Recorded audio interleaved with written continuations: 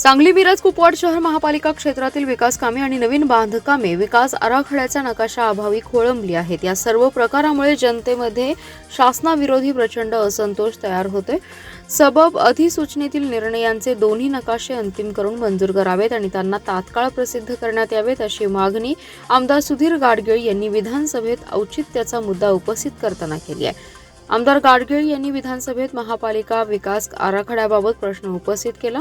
महानगरपालिकेची मंजूर फेरबदलांचे विकास योजनेची अधिसूचना दिनांक 4 एप्रिल 2012 रोजी प्रसिद्ध झाली आहे। तसेच 2 जानेवारी 2015 रोजी नगरविकास विभागाकडून शुद्धीपत्रक प्रसिद्ध करण्यात आले होते। त्यावरील हरकती सूचनांचा विचार होऊन दिनांक 3 मार्च 2016 रोजी उर्वरित फेरबदलांची अंतिम अधिसूचना प्रसिद्ध करण्यात आली।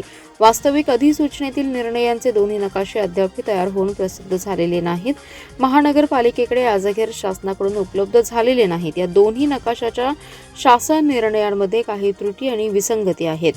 शासनाच्या नगररचना आणि नगरविकास विभागाने दुसऱ्या शुद्धीपत्रकाचा प्रस्ताव नगरविकास मंत्री यांच्या मान्यतेसाठी सादर केलाय। या शुद्धीपत्रकाची मंजुरी अनेक कालावधीपासून प्रलंबित आहे। त्यामुळे महानगरपालिका क्षेत्रातील अनेक विकास कामे खोळंबली आहेत।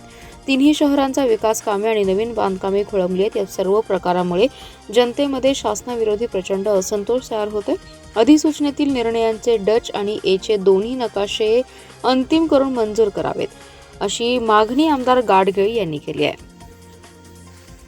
श्री धनंजय गाडगीळ। धन्यवाद अध्यक्ष महोदय। सांगली मिरज कुपवाड शहर नगरपालिकेची मंजूर फेरबदलाची SM विकास योजनेची अधिसूचना 4 एप्रिल 2012 रोजी प्रसिद्ध झाली। तसेच 2 जानेवारी 2015 रोजी नगरविकास विभागाकडून शुद्धीपत्रक प्रसिद्ध करण्यात आले होते। त्यावरील हरकती सूचनांचा विचार होऊन 3 मार्च 2016 रोजी उर्वरित साराभूत स्वरूपाच्या फेरबदलांची अंतिम अधिसूचना प्रसिद्ध झाली। वास्तविक 4 एप्रिल 2012 व 3 मार्च 2016 या दोन्ही अधिसूचनांचे प्रसिद्धीसोबतच त्यांचे विकास नकाशे प्रसिद्ध होणे आवश्यक होते। परंतु अधिसूचनेतील निर्णयांचे SM व EP नकाशे अद्याप तयार होऊन प्रसिद्ध करण्यात आलेले नाहीत व महापालिकेकडे आज अखेर शासनाकडे उपलब्ध झालेले नाही आहेत। वरील SM व EP चे शासन निर्णयामुळे काही त्रुटी विसंगती आहेत।